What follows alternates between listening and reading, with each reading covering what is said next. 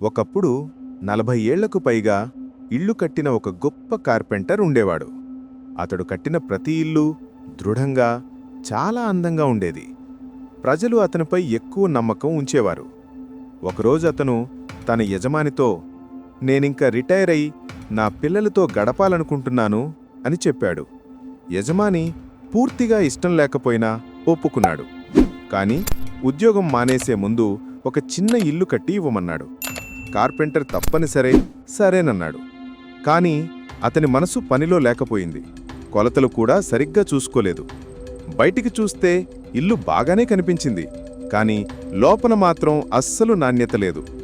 ఇల్లు అయిన తర్వాత యజమానికి దాని తాళాలు ఇవ్వబోతే యజమాని తాళాలు అతనికి తిరిగి ఇచ్చేస్తూ, ఈ ఇల్లు నీకోసమే కట్టమన్నాను.